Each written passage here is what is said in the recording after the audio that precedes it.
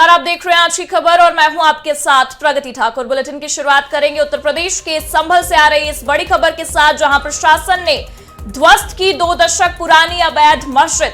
संभल से ये बड़ी खबर आपको बता रहे हैं, प्रशासन ने ध्वस्त की 2 दशक पुरानी अवैध मस्जिद।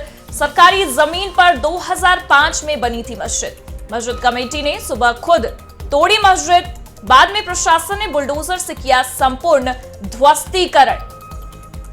पुलिस बल और आला अधिकारी मौके पर रहे मौजूद। जमीन पर गरीब परिवारों के लिए आवासीय पट्टे हुए थे अलॉट। मस्जिद ध्वस्तीकरण के बाद गरीबों को उनका हक मिला। ये बड़ी खबर आपको बता रहे हैं, जहां जमीन पर गरीब परिवारों के लिए आवासीय पट्टे भी अलॉट हुए थे। मस्जिद ध्वस्तीकरण के बाद गरीबों को उनका हक मिला है। 20 साल बाद 20 गरीब परिवारों को उनका हक मिला। संभल में ये संपूर्ण ध्वस्तीकरण का प्रशासन ने काम किया। बुलडोजर से मस्जिद को जमींदोज कर दिया गया। प्रशासन ने ध्वस्त की 2 दशक पुरानी अवैध मस्जिद। सरकारी जमीन पर 2005 में ये मस्जिद बनी थी। मस्जिद कमेटी ने सुबह खुद मस्जिद तोड़ी, उसके बाद प्रशासन ने बुलडोजर से संपूर्ण ध्वस्तीकरण किया।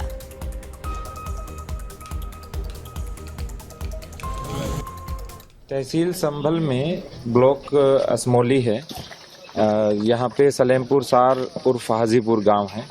इसमें आबादी के लिए सुरक्षित भूमि थी जो निर्धन व्यक्तियों को पट्टे पर देनी थी, और उसके ऊपर मस्जिद का निर्माण किया गया था, जिसको धारा 67 में तहसीलदार न्यायालय के अंदर मुकदमा चला।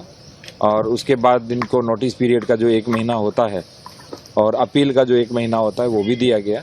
और उसके बाद सब लोगों ने इसको स्वयं ही ध्वस्त कर लिया, और जो मलबा इत्यादि बचा है वो हमारे द्वारा यहाँ से उठवाया जा रहा है, क्लीन किया जा रहा है।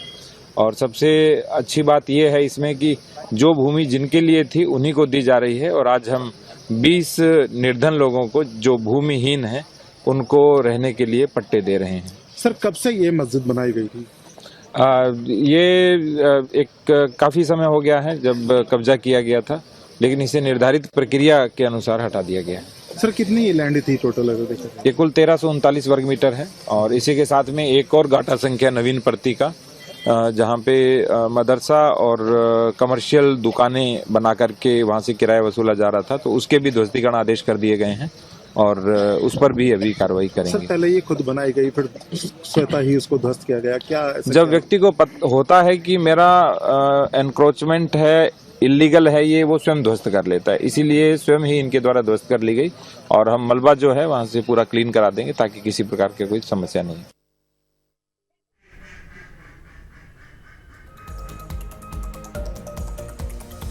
मैं बता दें कि 20 साल बाद 20 गरीब परिवारों को उनका हक मिला है। इस ध्वस्तीकरण के बाद जमीन पर गरीब परिवारों के लिए आवासीय पट्टे भी अलॉट थे। ऐसे में पहले मस्जिद कमेटी ने सुबह खुद मस्जिद को तोड़ा, उसके बाद प्रशासन ने बुलडोजर से संपूर्ण ध्वस्तीकरण का काम किया। पुलिस बल और आला अधिकारी मौके पर मौजूद थे ध्वस्तीकरण के दौरान। मस्जिद ध्वस्तीकरण के बाद गरीब परिवारों को उनका हक भी मिला है। बता दें कि 20 साल बाद 20 गरीब परिवारों को उनका हक मिला है। ये ध्वस्तीकरण का काम बुलडोजर की प्रक्रिया के तहत किया गया है। प्रशासन ने ध्वस्त की है 2 दशक पुरानी अवैध मस्जिद। संभल से ये बड़ी खबर है, जहां प्रशासन ने 2 दशक पुरानी अवैध मस्जिद को ध्वस्त किया है। सरकारी जमीन पर 2005 में यह मस्जिद बनाई गई थी, जिसे खुद सुबह ही मस्जिद कमेटी ने तोड़ा। उसके बाद प्रशासन ने बुलडोजर से संपूर्ण ध्वस्तीकरण का काम किया है। पुलिस बल और आला अधिकारी इस दौरान मौजूद रहे। जमीन पर गरीब परिवारों के लिए आवासीय पट्टे अलॉट हुए थे। मस्जिद ध्वस्तीकरण के बाद अब उन गरीब परिवारों को उनका हक मिलता नजर आया। 20 साल बाद 20 गरीब परिवारों को उनका हक मिला है। संभल से ये बड़ी खबर है, जहां आपको बता दें कि मस्जिद ध्वस्तीकरण का काम किया गया है प्रशासन के द्वारा। पहले खुद मस्जिद कमेटी ने मस्जिद को तोड़ी, उसके बाद प्रशासन ने भी उस पर बुलडोजर चलाया। हालांकि आपको बता दें कि सरकारी जमीन पर 2005 में ही यह मस्जिद बनाई गई थी। चलिए, इस मामले पर ज्यादा जानकारी के लिए हमारे संवाददाता प्रदीप हमारे साथ मौजूद हैं। प्रदीप, जिस तरीके से मस्जिद ध्वस्तीकरण का ये काम हुआ है, सबसे पहले अगर हम बात करें तो मस्जिद कमेटी ने खुद ध्वस्त की, मतलब कह सकते हैं तोड़ी मस्जिद को। उसके बाद प्रशासन ने इस पर बुलडोजर की कार्रवाई की है। क्या कुछ अपडेट इस मामले को लेकर? हाँ जी, देखिए मैडम, आपके लिए बताऊं, संभल में जो 19 नवंबर को जो घटना हुई थी उसमें उसको लेकर यहाँ संभल में जो अवैध रूप से कहीं ग्राम सभा की जो जगह थी उसमें थाना जो एचोड़ा कैम्बो लगता है उसमें ग्राम सभा की जगह एक सुरहनपुर का गांव है, वहां पे एचोड़ा कैम्बो लगता था ना, उसमें लगभग लगभग 2100 कुछ गज का वो टुकड़ा था, उसमें ग्राम सभा की जगह थी, उसमें एक अवैध मस्जिद थी। तो सरकार की डीएम की तरफ से ये दिया गया था कि मतलब 4 तारीख को यहाँ पे बुलडोजर एक्शन होगा। जब नापतोल की जा रही तो ये अवैध मस्जिद थी, तो जो मस्जिद की कमेटी के जो लोग थे उन्होंने 3 तारीख को ही मस्जिद को तोड़ना शुरू कर दिया। अब यहाँ पे आज 4 तारीख थी, यहाँ पर जो बुलडोजर लेकर डीएम एसपी यहाँ पे पहुंचे थे, फ्लैग मार्च करती थी, यहाँ पे पहुंचे थे, तो जो मलबा था वहां पर हटा दिया गया था पुलिस के द्वारा। और जो गरीब परिवार थे 20 लोग थे, उनको पट्टे के रूप में 20 लोगों गरीब परिवार को ये जगह सौंप दी गई है। बताया तो ये जा रहा है कि पहले से ही अलॉट थे, उसके बाद जैसे ये मस्जिद ध्वस्तीकरण का काम हुआ है उसके बाद 20 परिवारों को, 20 गरीब परिवारों को ये कह सकते हैं आवासीय पट्टे फिर से अलॉट किए गए। क्या कुछ जानकारी? जी, जो गरीब परिवार थे उस गांव के लोग थे, जो 20 परिवार गरीब थे, उनके लिए पट्टे के रूप में, उनके लिए 20 लोगों के लिए जो गरीब थे उनके लिए रहने के लिए पट्टे वहां पे दे दिए गए हैं।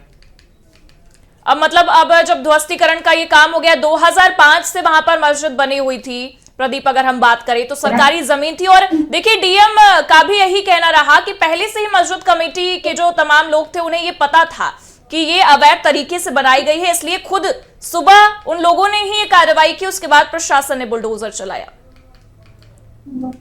जी मैडम, अवैध रूप से जो 4 जून 2018 से ये विवाद चल रहा था, यहाँ पर जो ग्राम सभा की जो जगह थी 4 जून 18 से वहां पर जो चल रहा था, वहां पर जब ग्राम सभा की जो जगह नापी गई थी, जो अवैध मस्जिद बनी थी, उस नापतोल में आ गई थी। जब नापतोल में आ गई थी तो वहां के जो प्रशासनिक लोग थे उन्होंने कहा था 4 तारीख को यहाँ बुलडोजर एक्शन किया जाएगा। जब इतनी बात मस्जिद कमेटी ने सुनी तो 3 तारीख को ही मस्जिद कमेटी के जो लोग थे उन्होंने तोड़ना शुरू कर दिया था वहां पे। और जो वहां की जो चीज थी मस्जिद का, गेट थे, अच्छे अच्छे जो चीज थी जो सुरक्षित, उनके लिए निकाल के बाहर निकालिया गया है। उनके लिए कहा कि मतलब ये अच्छी चीज है, बुलडोजर से उल्टा सीधा तोड़ेंगे तो टूट जाएगी। इसमें जुर्माने की बात करें तो मैडम 8,78,000 रुपए की करीब मस्जिद कमेटी पे जो शासन की तरफ से जुर्माना लगाया गया। ठीक है, बहुत बहुत शुक्रिया तमाम जानकारियों के लिए प्रदीप आपका। वहीं अब रुक करेंगे दिल्ली की ओर, जहां डबल मर्डर से सनसनी फैलती नजर आई है। एमएस पार्क थाने में बुजुर्ग दंपत्ति की हत्या हुई है। घर की तीसरी मंजिल पर दोनों की लाश मिली है। ये बड़ी खबर आपको दिल्ली से बता रहे हैं, जहां double murder case, MS park थाने में बुजुर्ग दंपत्ति की हत्या, घर की तीसरी मंजिल पर मिली दोनों की लाश। घर के अलग अलग कमरों में दोनों की लाश मिली है। पुलिस पूरे मामले की जांच में जुटी हुई है। बता दें कि एमएस पार्क थाने में बुजुर्ग दंपत्ति की हत्या हुई, घर की तीसरी मंजिल पर दोनों की लाश मिली है। अलग अलग कमरों में ये लाशें मिली हैं। वहीं इस पूरे मामले को लेकर पुलिस पूरे तथ्यों को खंगाल रही है, जांच पड़ताल कर रही है। पूरे मामले की जांच में पुलिस विभाग जुटा हुआ है। हम लोगों को सुबह 12:40 पर कॉल मिली थी कि वैभव एक लड़का है, उसने कॉल करी थी हमको कि उसके माँ बाप इसमें बेहोशी की हालत में पड़े, उसको लगता है कि शायद उनकी डेथ हो गई है। जब हमारी टीम्स यहाँ पहुंची, उन लोग ने पाया कि ये बेहोशी की हालत में पड़े हुए, इनको तुरंत हॉस्पिटल शिफ्ट किया, तो वहां पता चला कि इनकी मौत ऑलरेडी हो चुकी है। तो अब इसकी टीम, हमारी टीम्स हर एंगल से इसकी जांच कर रही है। सर, वो टीचर थे वीरेंद्र कुमार बंसल, जो अभी उनका प्रोफाइल आया वो ये है कि वो रिटायर्ड टीचर थे पीजीटी यहाँ दिल्ली में, और वहीं से रिटायर हुए। अब इसमें क्या कुछ लग रहा है, क्या सामान बिखरा हुआ था, लूट का मामला सामने आ रहा है, क्या कुछ उनके शरीर पे निशान थे? अभी हमारी जांच जो है हर तरीके से चल रही है, कोई भी एंगल को हमने छोड़ा नहीं है, हर एंगल से हम इसकी जांच कर रहे हैं। जैसे ही हमको इसमें और इन्फॉर्मेशन होगी या हमारी जो इन्वेस्टिगेशन है और पुख्ता होगी, आप लोगों के साथ शेयर करें। वहीं बढ़ेंगे देहरादून की ओर, जहां अंकिता भंडारी हत्याकांड को लेकर जोरदार प्रदर्शन हो रहा है। हजारों की संख्या में सड़कों पर लोग उतरे हैं। सामाजिक संगठन और राजनीतिक दल प्रदर्शन में शामिल, हजारों की संख्या में सड़कों पर लोग। हत्याकांड की सीबीआई जांच की लगातार मांग हो रही है। प्रदर्शन को रोकने के लिए पुलिस बल भी तैनात।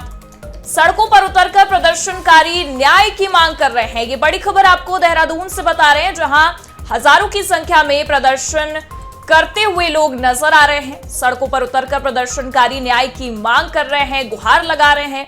अंकिता भंडारी हत्याकांड को लेकर यह प्रदर्शन हो रहा है, जिस दौरान हजारों की संख्या में सड़कों पर लोग नजर आ रहे हैं। सामाजिक संगठन और राजनीतिक दल प्रदर्शन में शामिल हैं। हत्याकांड की सीबीआई जांच की लगातार मांग उठ रही है।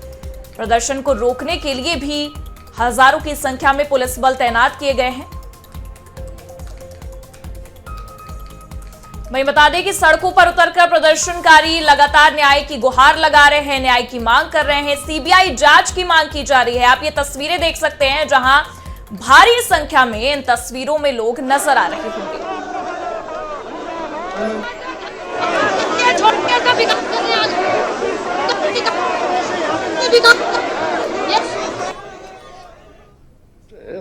सरकार का बहुत स्पष्ट मत है कि इसमें जो पहले भी कहा गया कि कोई क्रेडिबल साक्ष्य मिलेगा तो निश्चित रूप से सरकार किसी भी जांच करने से कुछ नहीं हटेगी। और जो ऑडियो क्लिपिंग है उसकी फॉरेंसिक लैब में भेजकर उसकी जांच के आदेश दे दिए गए हैं और उसकी जांच आने के बाद स्थिति स्पष्ट हो जाएगी कि ये कृत्रिम है या किसी के द्वारा इसको साजिशन राजनीतिक फायदा उठाने के लिए किया गया। इस बारे में स्थिति स्पष्ट हो जाएगी तो सरकार की मंशा साफ है।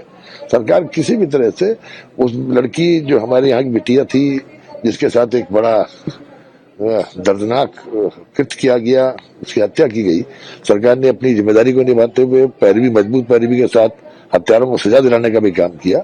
और अब लगता है कि कुछ लोग गुमराह करना चाहते हैं नई जांच के नाम पर। तो जैसे ही फॉरेंसिक इसकी एफएसएल रिपोर्ट आएगी निश्चित रूप से उसके हिसाब से आगे भी कार्रवाई की जाएगी।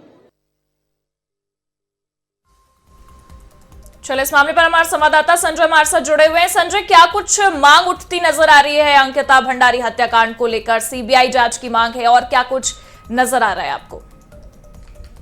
निश्चित तौर पर प्रगति लगातार ही हम देख रहे हैं कि प्रदेश भर में अंकिता को न्याय दिलवाने के लिए लोग सड़कों पर है। खासकर अगर विपक्ष की बात की जाए, कांग्रेस पूरी तरह सरकार को घेरने में लगी है, क्योंकि हमने पहले भी देखा है कि कांग्रेस ऐसा कोई मौका नहीं छोड़ती जो उसे मौका मिल रहा हो। और यही वजह है कि अब लगातार ही जो लोग हैं, कांग्रेस के नेता हैं, कार्यकर्ता हैं, वो पूरी तरह यहाँ सड़कों पर दिखाई दे रहे हैं और लगातार ही अंकिता मामले में जो वीआईपी है उसे गिरफ्तारी करने की मांग की जा रही है, सीबीआई जांच की मांग की जा रही है। और आज हमने देखा है कि सुबह से ही कई ऐसे हिस्से हैं हरिद्वार के जहां पर जो कांग्रेसी है वो लगातार प्रदर्शन कर रहे हैं, न्याय की मांग कर रहे हैं। प्रगति लगातार मांग उठती भी नजर आ रही है इस केस में, लेकिन क्या कुछ कार्रवाई होती दिखाई दे रही है? वही अगर पुलिस महकमे की बात की जाए तो हमने देखा है कि लगातार ही पुलिस का यही कहना है कि जो सबूत है वो इकट्ठा किए जा रहे हैं। और दूसरी ओर ये भी पुलिस प्रशासन का दावा है कि अगर किसी के पास कोई पुख्ता सबूत है या फिर ठोस ऐसे एविडेंस है जिन्हें पुलिस के समक्ष रखा जाए और ताकि पुलिस वीआईपी पर या फिर जो दोषी है उन पर कार्यवाही करे। और लगातार ही हम देख रहे हैं कि जो कांग्रेस है वो पूरी तरह यहाँ हमलावर होती हुई दिखाई दे रही है। सड़कों पर एक बड़ा आंदोलन चल रहा है और आज जिस तरह से हम जिक्र कर रहे थे हरिद्वार की अगर बात की जाए तो हरिद्वार खुद पूर्व मुख्यमंत्री हरीश रावत पहुंचे हैं और यहाँ एक न्याय यात्रा की शुरुआत की है। ठीक है संजय, बहुत बहुत शुक्रिया तमाम जानकारियों के लिए आपका। चलिए अब सीधा रुख करेंगे उत्तर प्रदेश का, जहां यूपी में सियासी पारा हाई हो गया है। राष्ट्रपिता के बाद अब राष्ट्र पुत्र की मांग को लेकर लखनऊ में एक होर्डिंग ने सियासी हलचल तेज कर दी है। होर्डिंग में पीएम मोदी को राष्ट्रपुत्र की उपाधि देने की मांग की गई है। ये बड़ी खबर आपको उत्तर प्रदेश से बता रहे हैं, जहां सियासी पारा हाई होता नजर आया। राष्ट्रपिता के बाद अब राष्ट्र पुत्र की मांग को लेकर लखनऊ में एक होर्डिंग ने सियासी हलचल मचा दी है। होर्डिंग में पीएम मोदी को राष्ट्रपुत्र की उपाधि देने तक की मांग की गई।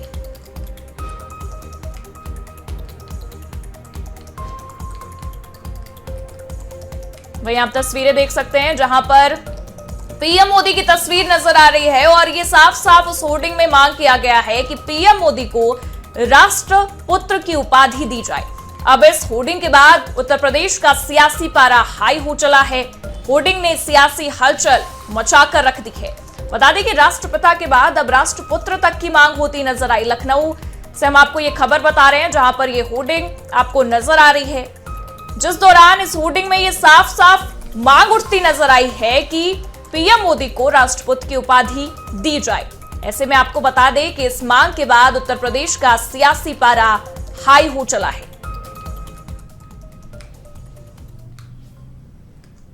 मेरे पीछे प्रधानमंत्री नरेंद्र मोदी का एक पोस्टर लगा है। इस पोस्टर में लिखा हुआ है कि देश व दुनिया में सनातन का परचम लहराने वाले देश के लोकप्रिय प्रधानमंत्री नरेंद्र दामोदर दास मोदी जी को मिले राष्ट्रपुत्र की उपाधि। राष्ट्रपुत्र की उपाधि को लेकर ये पोस्टर लगा है। आगरा के भाजपा नेता हैं संजय चौधरी, उन्होंने ये पोस्टर लगाया है कि प्रधानमंत्री नरेंद्र मोदी को राष्ट्रपुत्र की उपाधि मिले। हालांकि अभी तक किसी को राष्ट्रपुत्र की उपाधि नहीं मिली है, लेकिन प्रधानमंत्री नरेंद्र मोदी के लिए राष्ट्रपुत्र की उपाधि की मांग की है। ये पोस्टर राजधानी लखनऊ में लगा हुआ है, चर्चा का विषय बना हुआ है और इस तरह के एक दो पोस्टर और भी जगह जगह पर लगाए गए हैं आगरा के नेता के द्वारा। और इस समय चूंकि पोस्टर वार लगातार चल रहा है, चाहे वो समाजवादी पार्टी के नेता हों, वो पोस्टर अखिलेश यादव के लिए लगा रहे हैं, तो वहीं भारतीय जनता पार्टी के नेता प्रधानमंत्री नरेंद्र मोदी को लेकर तमाम पोस्टर्स शहर में लगा रहे हैं। कैमरामैन नीरज के साथ नीरज मिश्रा, आज की खबर, लखनऊ। और इसी के साथ फिलहाल वक्त हो चला एक छोटे से ब्रेक का, फिर हाजिर होते हैं तमाम बड़ी खबरों के साथ।